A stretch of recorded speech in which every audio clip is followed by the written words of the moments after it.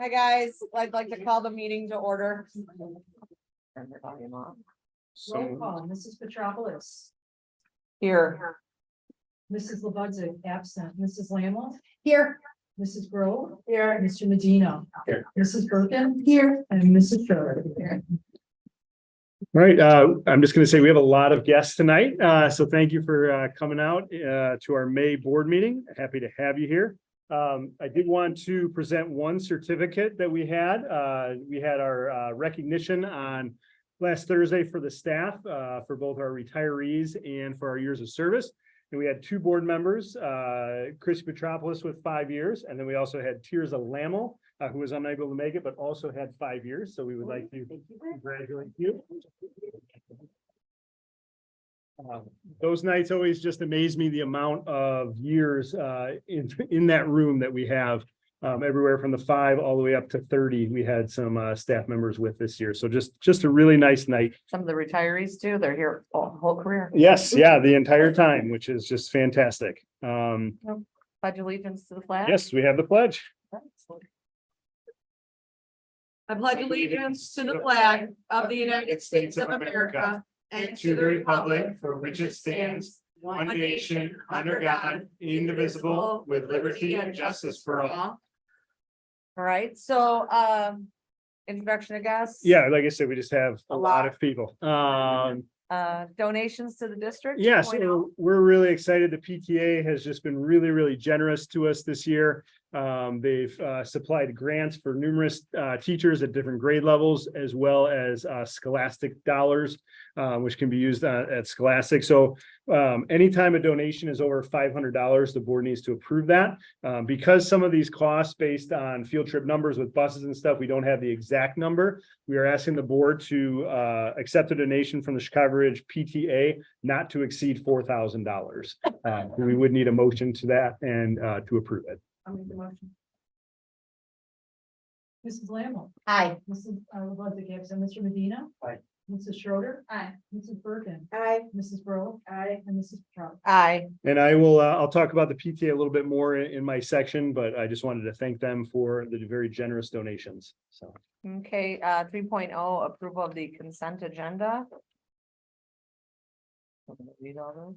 Nope. Okay, looking for a motion then? I'll make the motion. Second. Mrs. Grove. Aye. Mrs. Birkin. Aye. Mrs. Schroeder. Aye. Mrs. Lamel.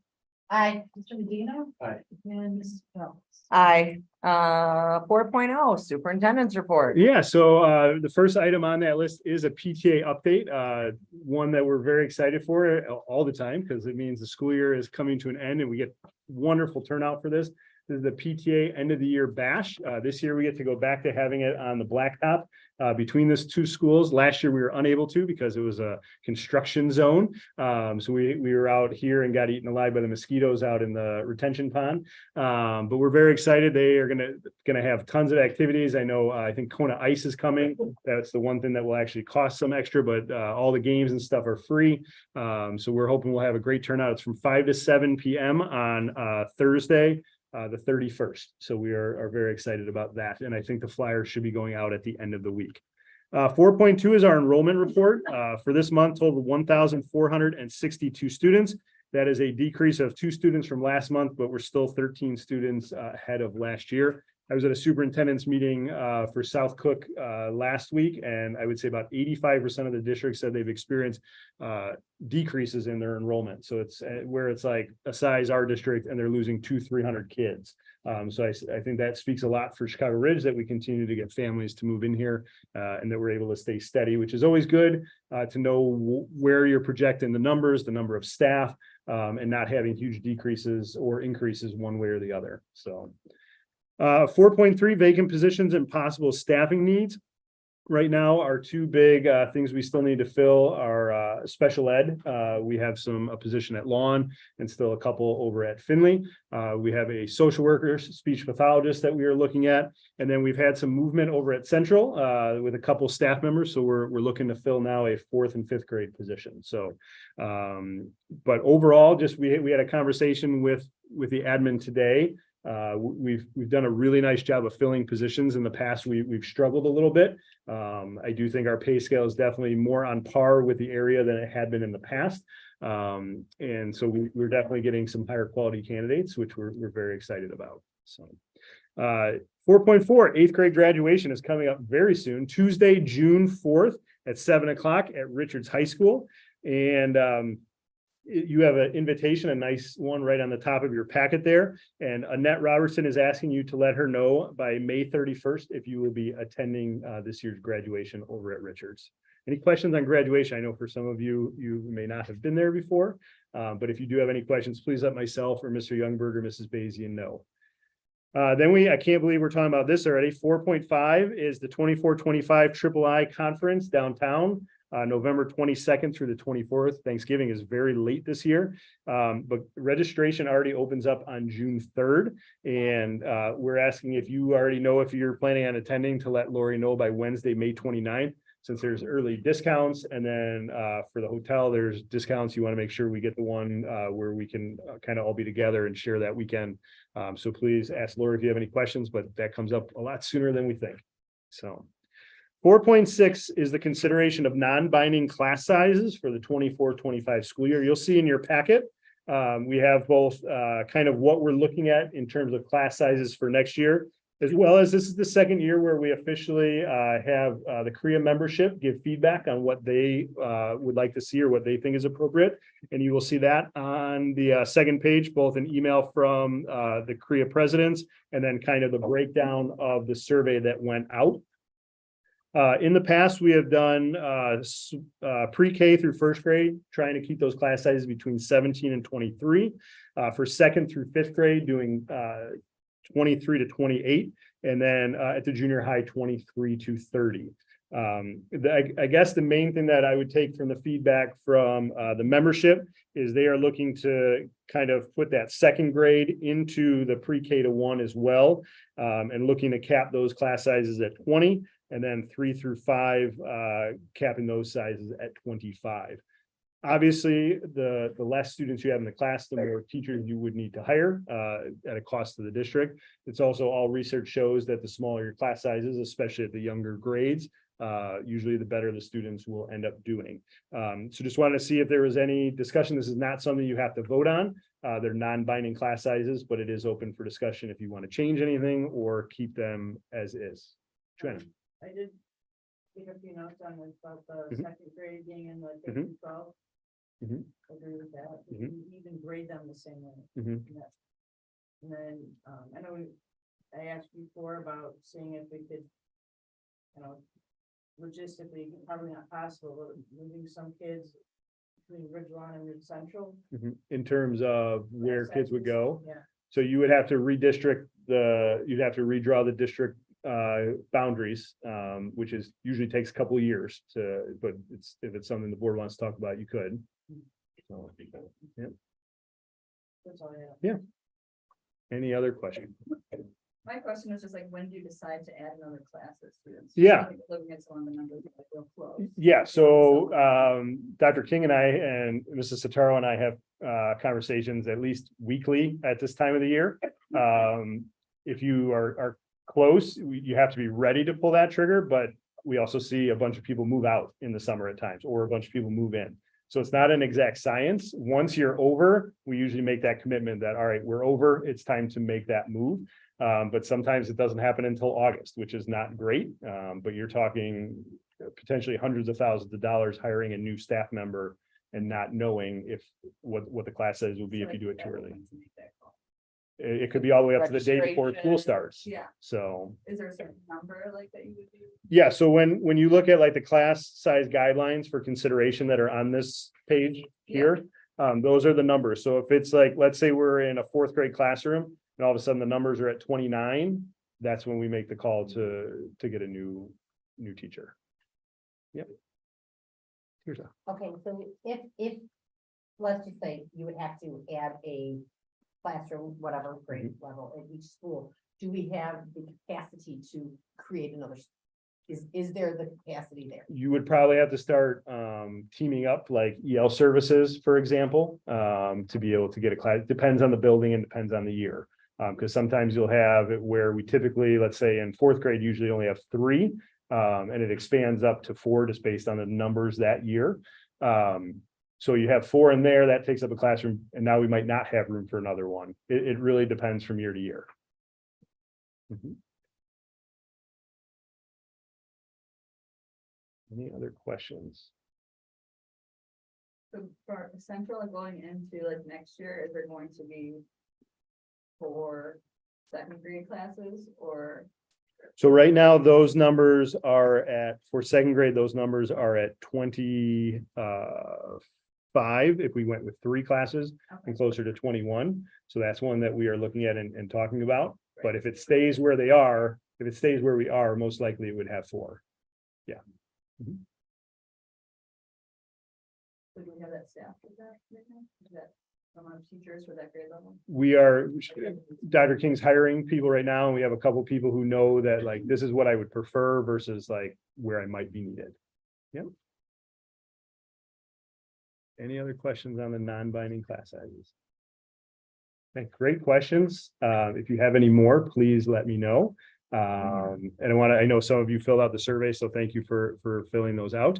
I appreciate your thought into those. My favorite was an elementary student though, her teacher just responded to junior high, I have no clue. Like basically, I have no idea what to put, which is an honest opinion. So, all right. And then the last one on my reports is our Diopath contract.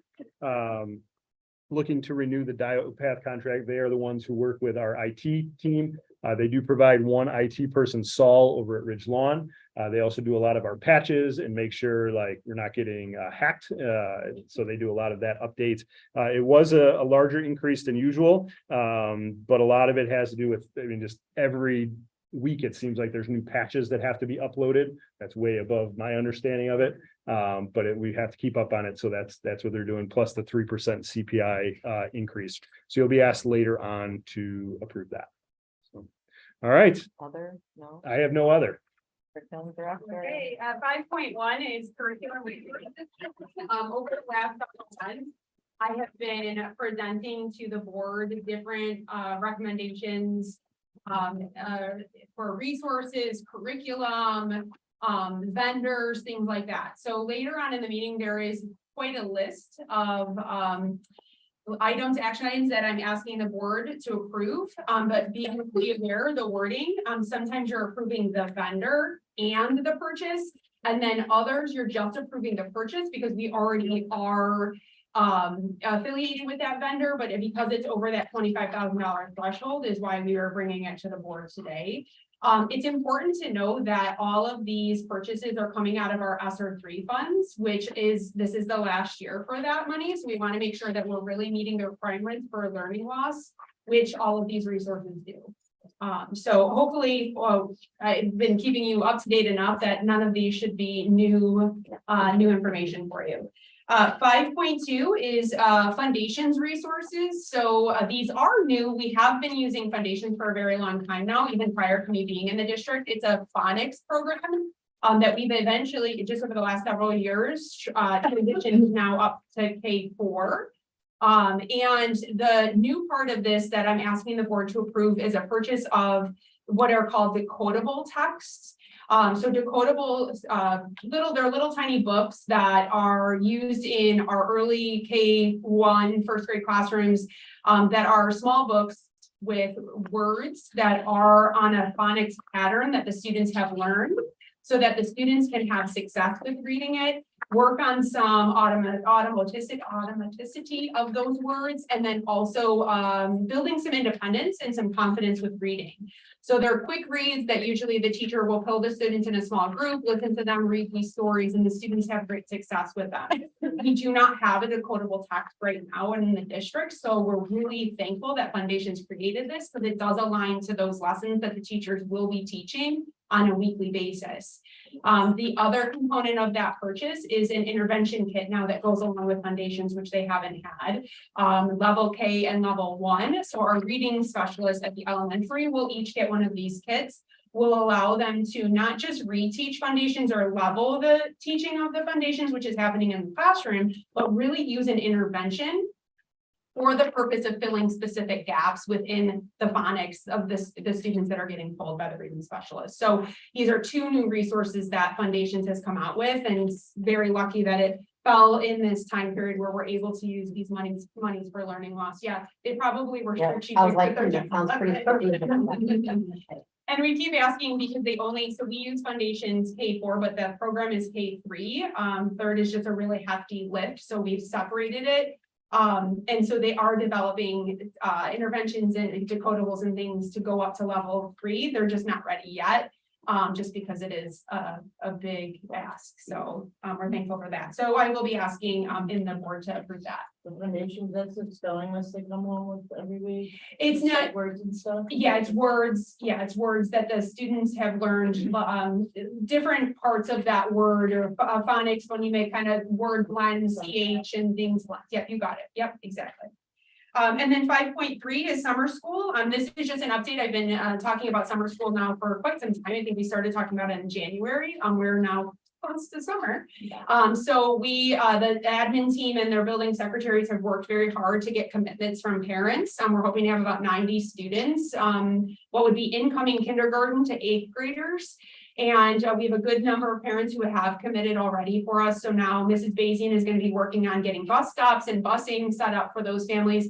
And then the buildings will be sending out what we call as like a confirmation letter to the parents that have committed. So that would include all of the information they need to know about location, time, example schedule so parents know what to expect, a map for drop-off procedures.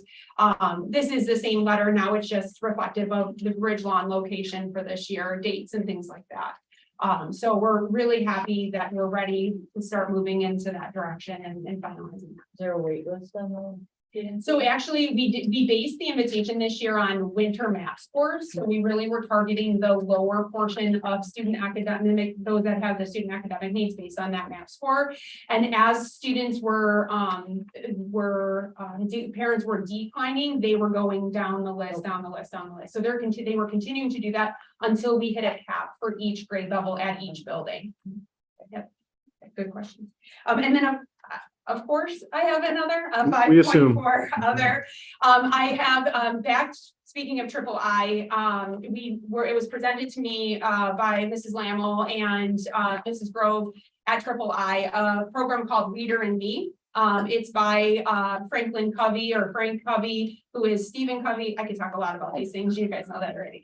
But basically it's a program it's a curricular program that is brought into the district to develop leadership skills in our students. And Dr. Thorns and I were really talking about the portrait of a learner and those attributes that we were hoping to be able to, instill in our students. And so this program actually allows us to build a capacity that does align with that portrait of a learner internally with a curriculum program, and they provide the curriculum, they train our staff.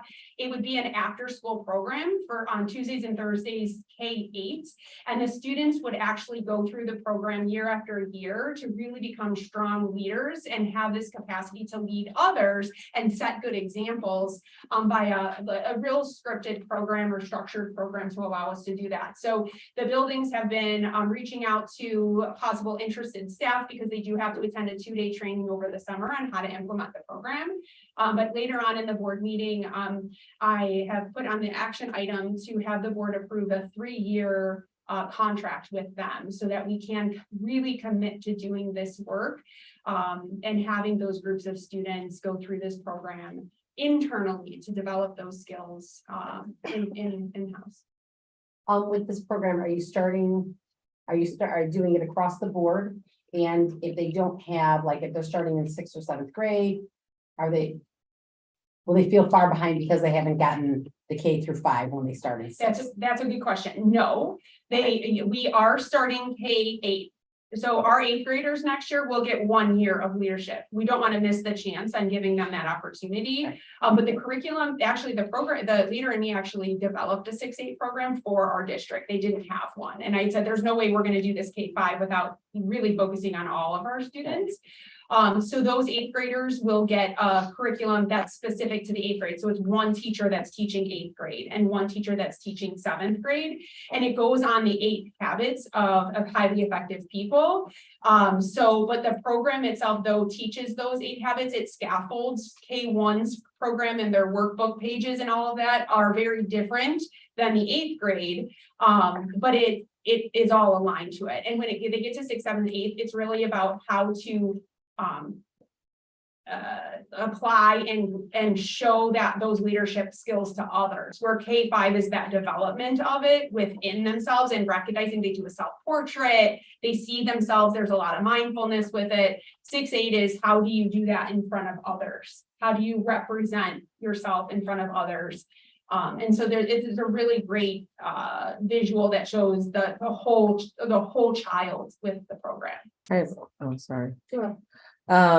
How do you determine who qualifies to be in the program after school? Because sometimes kids who are already leaders aren't really the ones who need this training. It's our at-risk kids who need it. Yeah, So- that's a great question and something that we'll have to talk about as an admin team of what is the criteria to ensure that all students are given the opportunity. Yeah. And then what does it look like playing out in the school?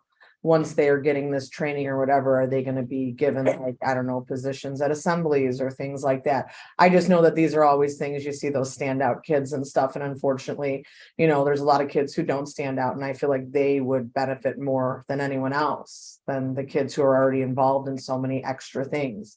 A lot of times the philosophy is that a kid who is struggling, when they get put in a leadership position, they develop emotionally. And so I would Sure. hope that it wouldn't only be open to kids who are like the shining stars, but kids who really need that emotional support Right. to develop Teacher into, recommendations or something. develop into that. Yeah, and we didn't, the actual program itself doesn't lend itself to how you can create a system for having them have positions in the schools. That's something that we can definitely ask them a program about specifically if they've experienced that in a school system. Have they had them have leadership roles? Or we can talk about, do we want this to have, because the schools, as you know, already have a lot of leadership opportunities with different patrols or different, stand out, citizens of the school building. So could this be it in addition to that, where they still get their opportunities, but this is another alternative? And then one final question. We offer after school support for, English, math. How will this impact students who need that support, but also might want to be a part of the program? Sure. Yeah, and the class size is only 10 students per Grade level? and it's per group, so it's a K1, 2, 3, 4, 5, 6, 7, and 8. So it's only a limited number of students. That's per building. So it's students at Central and students at home for those grade levels. Was So- that just due to staffing or why? Yeah, and staffing. Yeah, because you would have to get Phase two, I'm sure. teachers to be able to stay after school 2 days a week and run the program after school. So we started with having 2 at K1, so 1 at each elementary building for K1, 2, 3, 4, 5. So there's 3 that we're seeking to recruit teacher-wise at each elementary building, and 3 at the junior high. Can you repeat the grouping again? Yep, so it's K1, Okay, 2, 3, okay. 4, 5, and then 6, 7, and 8 is all separate. So it's 3 per building. Yeah, and it would be, there is financially a limit to how many we would have, because we would have to pay the staff after school, we have to pay them for their training, so we have to be conscious of that as well. That is an after-school activity paid outside of the school day. I think some of it, like you were saying, offering it to a lot of kids and things like that, but I don't know if there's a way that. I know when my daughter was here and things like that, some of the after school, they either didn't know what it was or didn't feel like they got enough of it, and maybe we need to educate parents to let them know all these things that are out there, so when the kid says, no, I don't want to do this, I want to do the gamers club or something like that, It's not just whether or not the school offers it, it's whether or not a parent recommends it or not recommends it, because, you know, they are being after school and everything like that. So maybe we need to give parents a little bit more of a heads up of what some of these, because some after school activities people are hustling for and other ones aren't, but they still are a very good. Yeah, I envision having like a synopsis available, not only at open house, but available on the website and for them to be able to kind of read through it, but nothing's gonna beat Saturn Ball, and that's gonna be the one. That's the one everyone wants, so, yeah, Wants to say it. yeah.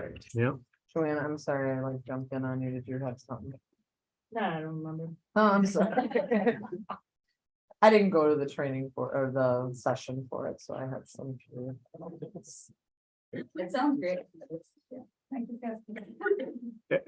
Actually, Miss, it's gotta be a public participation. Yeah, no, that's okay. No, I would definitely want to hear later, though. All right, yeah, no, you're good. Any other? I do not have any other, but you have.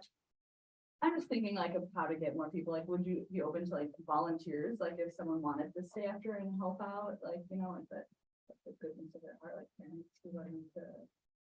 We have, be part of it or we've something? never done it Leadership before. in the community, It, showing leadership in schools. yeah, it's something we could definitely discuss. Obviously, a background check and things like that would have to happen. They would have to go through the training, which we'd have to pay for. But I wouldn't, they limited the number of trainees we can have? No? Okay. And they did, I don't know if you remember, but one of the best sells was that the program does allow the students from the local high school to come back and leave also. We would obviously need to still have an adult in the room. But that's one of the things that we really encourage, like if it we were really excited about when we heard about it, is if that sixth grader goes, you know, through 6th, 7th, and 8th grade, now has 3 years of that program and they come back, how much more meaningful and successful would they be with sending that message to students, you know, who are just a few years younger than them? So that's a possibility. And if, like, say a high school student were to do that, would an incentive be, would that qualify for like NHS hours, for Correct. National Honor Society, where Volunteer, they can yeah. come and do it on the bus, so yeah. I have one more question. This sounds an awful lot like Snowball. Yeah. If anyone can go back to Snowball, which was offered. And I feel like that was monumental for me in junior high and high school, because I lost my father.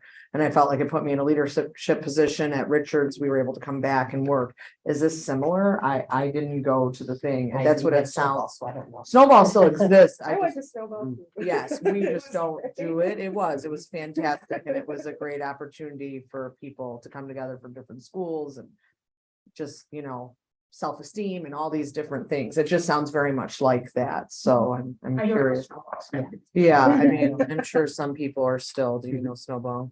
I know Snowball is at the high school, Snow Flurries is at the middle school. Okay, Or no, Yeah. yes, it's a lot of snow. well, it sounds very similar to that, but I was just curious if you knew the correlation or if there's a similarity. Yeah, we'd have to. Okay. Yep. Thanks. And before we move on to Kathy's riveting presentations. Mrs. Schroeder, you had asked about the second grade over at Central, because I had it highlighted. I was thinking you were talking first grade. We do not anticipate adding any at second grade for next year, so I just wanted to, Yeah. yeah, that's, I mean, that was a suggestion. But yeah, right now we're looking at keeping it that way, so I just wanted to confirm that, okay? Yeah. All right, I think we're ready to move on to Kathy. Business 6.0. I wanted to summer electronic benefit transfer. I just wanted to talk a little bit, the USDA is partnering again with the Illinois State Board of Education, to provide benefits over the summer. And, it's a little bit different from the last one that was announced. That was the pandemic electronic benefit transfer. And that was based on enrollment for the entire school district. This is a little different. It is they anticipate doing this throughout the summer moving forward, which is great news. But unlike the last round of benefits, the family does need to be eligible for the benefits. And that means if they are on SNAP, TANF, or Medicaid eligible benefits for health insurance, or they submitted a fee waiver based on eligibility guidance. And there's nothing parents need to do at this time. at the end of the school year, will upload that information to ISB, and they will go ahead and submit that to the Department of Health and Human Services. And at that time, they basically mail out the families their benefit card, and then they can use that as they see fit. And so we will also send some communication out to the parents later, more towards the end of the school year, so they know to look out for that card. Look at a new separate card. Yeah, the documentation that I had did not say, because I know with the pandemic benefits, they did renew it. The documentation I had wasn't specific. So I do, if I had to guess, since this is a brand new program, it might be a different card. I assume, I mean, I felt like there was two separate ones sent out for the pandemic, and I feel like Richards High School also sent out a message about it, but I thought it was for every student. So I read it, not just students who qualified for. For the summer, for the new one? Yeah, and I might have misread it because I'm not the business official, so. That is my interpretation. I can't even say numbers, But- let alone. But certainly if I get any other additional information, I will fill it out. So that was some great news. Okay, so then, the only other item is the tentative amended budget for the year. In August and September, we put together what is our best guess of our use of our financial resources for the year. And this is the time of the year that 10 months are already in the books, and we have a better understanding of where we're going to end up.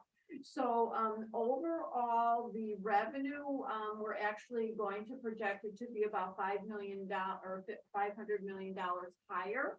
And the reason for that is we had a large increase in our National School Lunch Program with our new vendor, which you'll find out that the expenses are going up as well, but the good news is the corresponding revenue. We did receive about $42,000 in additional evidence-based funding, about $50,000 for the school project maintenance grant, and that we are going to apply towards the phase 2 of the lighting project. That is a grant that they fund ahead of time, so that is cash that we've already received. And lower than projected tax refunds for prior years. That was a good news because for the last several years, there have been a lot of tax initiatives where people were getting refunds. And that comes right out of our fund balance. And then finally, higher than budgeted categorical payments from the state. Some more good news with the budgeted expenses. We're actually decreasing those about 1.6 million. And the major reason for that is at the end of the budget process, we always put in a contingency. We don't know what the year is going to have in store, so we put $1.1 million in the operation and maintenance fund, which seems rather aggressive, but if something goes wrong, it's very expensive. Fortunately, we did not tap into any of that money. And then we also put in $1.1 million in the ed fund. Now that we did use about $800,000 of that. And the reason is both private placement for special education and the cooperative tuition was higher than projected. And really, when we do the budget, those numbers fluctuate. So those are the big expenses. And then, as I mentioned earlier, the food service cost. It's good news that we're serving more kids, but then you have the expenses as well. So overall, we're projecting now about a $29.8 million fund balance, and which is about $2 million higher than we originally projected back in September. And we will continue to amend the budget in the next couple of weeks when it is approved at the June meeting. Anybody have any questions on either of those issues? Okay, thank you. I do not have any other. Both business? We have the potential board action to adopt or post for a second reading the following policies. These are the ones that seems like we went over a very, very long time ago, back in April. So the only one that had the question on there was 5:100, and that would the board like to add the optional paragraph regarding the staff training for life-saving techniques? And as I had shared earlier, the attorney said, no, don't put something that you're not legally required to do in the policy.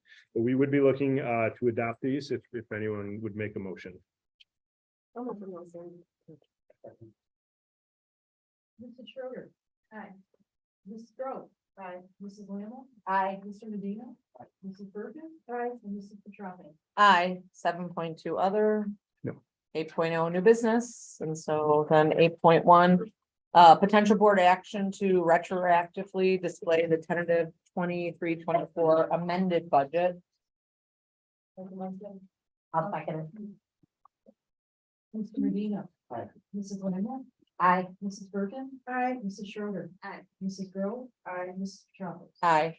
8.2, potential board action to renew an instructional technology coach contract with LTC in the amount of $54,400. And this would be with Jen Leben, would be going into her 3rd year. One of the discussions we're having right now is really kind of looking at AI. And figuring out, obviously, it's not something we're ever going to be able to stop kids from using. And there's definitely some good value to that for our teachers and teaching kids how to use it. So that's going to be one of our kind of goals with her coaching next year. And that was something that was brought up when we were going over the kind of student handbook with technology policies and stuff. I had asked if they were seeing it as much as we see it in the high school. Yeah. So. Yeah, and I don't think it's at that same point yet, but it definitely has been happening. Yep. So her plan is to help. Kind of work through what resources we can use for staff, both for their own like planning and also kind of teaching students the appropriate ways to use them, because you're not gonna be able to stop them from using it, but how can they use it to enhance instead of just saying, well, here's my assignment that I just had it do for me. So it's finding that balance and working through that. So. For a motion. I'll second. Mrs. Schroeder. Mrs. Bergen. Aye. Mrs. Grow. Aye. Mrs. Schroeder. Aye. Mrs. Lammle. Aye. Mr. Medina. Mrs. Petraffi. Aye. 8.3, potential board action to approve the new K-8 ELA curriculum resources and purchase the same from Cotton Mifflin Hardcourt in the amount of $292,566.79 using extra 3 funds. I got it. I'll make a motion. I'll second. Mr. Medina. Mrs. Lammle. Aye. Mrs. Schroeder. Aye. Mrs. Grow. Aye. Mrs. Bergen. Aye. Mrs. Petraffi. Aye. 8.4, potential board action to approve the 6th through 8th health curriculum resource from Goodhart Wilcox at the purchase cost of $18,704.30. And I believe that was the kind of curriculum that we were looking for, the source that we're adopting that's similar to the high school where it's. Yeah, and just remember, our district has opted out of the sex ed piece, so this one allows us to pick and choose what resources the kids get. So. Make motion. Grow. Aye. Mrs. Bergen. Aye. Mr. Medina. Aye. Mrs. Schroeder. Aye. Mrs. Lammle. Aye. And Mrs. Petraffi. Aye. 8.5, potential board action to approve N2Y LLC purchase. Same for Unique Learning Systems and News to You for cross-categorical special education programs at the total cost of $4,403.96. Looking for a motion. I'll make a motion. Thank you. I'll second.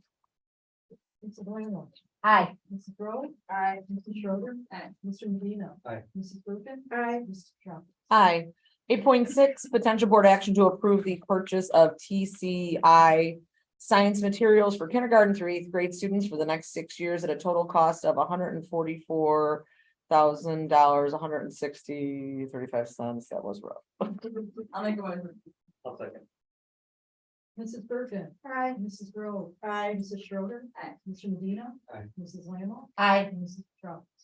Aye. 8.7, potential board action to approve the Foundation's decodable readers and intervention kits for the total cost of $38,758.90. I'll make the motion. I'll second. Mrs. Lammle. Aye. Mrs. Bergen. Aye. Mrs. Schroeder. Aye. Mr. Medina. Aye. Mrs. Grow. Aye. Mrs. Petraffi. Aye. 8.8, potential board action to approve the purchase of illustrative math teaching materials and student consumables for the total cost of $26,441.65. I'll make the motion. Second. Mr. Medina. Aye. Mrs. Earl. Aye. Mrs. Bergen. Aye. Mrs. Lamb. Aye. Mrs. Schroeder. Aye. Mrs. Petracca. Aye. 8.9 potential board action to approve the purchase of Leader in Me program for the next 3 years at the total cost of $21,530.40. I'll second. Mrs. Schroeder. Aye. Mrs. Bergen. Aye. Mr. Medina. Mrs. Lamb. Aye. Mrs. Earl. Aye. Mrs. Petracca. Aye. 8.10 potential board action to approve payment to Red Feather Group in the amount of $63,202.21 for door replacements. I need a motion. I'll make a motion. Thank you. I'll second it. Mrs. Earl. Aye. Mrs. Schroeder. Aye. Mrs. Bergen. Aye. Mr. Medina. Aye.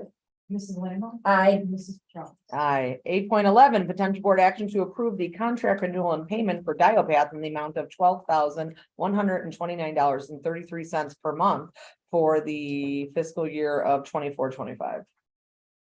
I'll make a motion. Mrs. Lamb. Aye. Mrs. Bergen. Aye. Mr. Medina. Aye. Mrs. Grove. Aye. Mrs. Schroeder. Aye. And Mrs. Petracca. Aye. 8.12 potential board action to change the May 28th, 24 study session to a special meeting. And we usually do that with the second meeting in both May and June, because we have so many personnel things that come up at the end of the year. And we want to make sure we can get them approved and officially become hires of the district. So even though at the next meeting, we will have a study session like topic on report cards, it will be live streamed and we'll still have a few things we have to vote on that meeting. I'll make a motion. I'll second. Mrs. Grove. Aye. Mrs. Lamb. Aye. Mr. Medina. Aye. Mrs. Schroeder. Aye. Mrs. Bergen. Aye. And Mrs. Petracca. Aye. 18 or 8.13 Nope. other, 9.0 meeting reports, Nothing? 9.1 other, Nope, 10.0 info. nothing. Okay, 10.1 other. Nope. All right, 11.0 opportunity for visitors to speak. I think I found the answer I was looking for. If I can interject, anyone who wants to speak is more than welcome to do so, but we do ask that you just say your name. Oh, I'm sorry. My name's Sandy Blakey. And your I'm a third grader. I think I found the answer was how much that lead me Oh, yeah, yeah. was gonna cost. Hmm. I was just curious. 'cause Yep. Altogether, how many students can be for all the schools at one point? 90 to 90 100. out of all three schools, total for three schools. Correct. Is that enough for leadership for? I mean, that's not, what percentage is that? I think 100% would be nice. No, I understand that. I'm Yeah, just curious as to. Yeah, I think, like I said, with budgeting and teacher commitment to take groups, they only allow their groups to be in groups of 10, so that you're not, And so then you're really making staff. an impact. with Yeah. them. Exactly, yeah. I get it. That's for 3 years, right? Yes. Mhm. Are we gonna have the same food service that we have? That will be determined, bids will be opened on June 10th. And then that will be approved, asked for approval at the late June meeting. Okay, and is that based on what they charge or what they serve?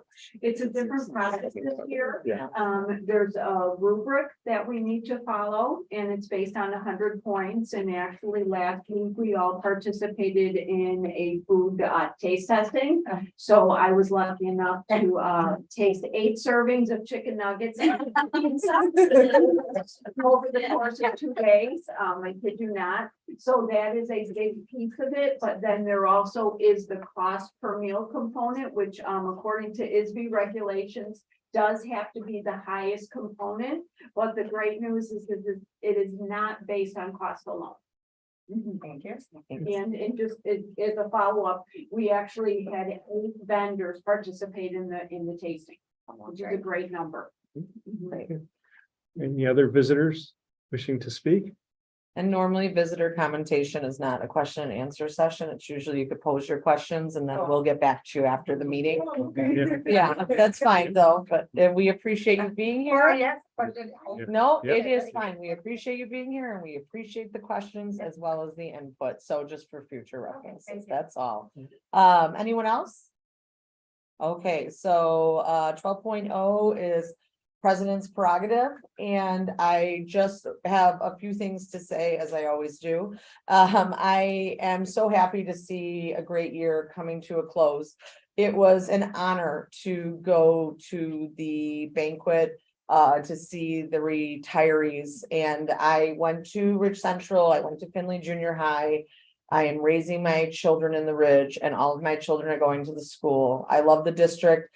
It is an honor for me to be able to be here and be a part of the community and serve the board, as well as to have my students, my children, students, be a part of such a great school. I loved hearing all the awards for the people who had been with the district for so many years, and to hear the stories about the people who were retiring, who've spent their career here in 127.5. And it's just a statement that a lot of people who grew up in the Ridge come back to the Ridge. They raise their children in the Ridge, and it's because of the rich environment that the teachers here provide and the care that they provide. It was Teacher Appreciation Week last week, and I 100% appreciate everything that everyone's doing. The end of the year is tricky at any grade level. Squirrely kids trying to get it in, taking tests and all that stuff. So I know that I could speak for the board that we 100% appreciate not only the teachers, but all the staff at the schools for everything that they're doing, and appreciate the people who stay with us and contribute to making lifelong learners and making families want to come back and bring their children and stay, right?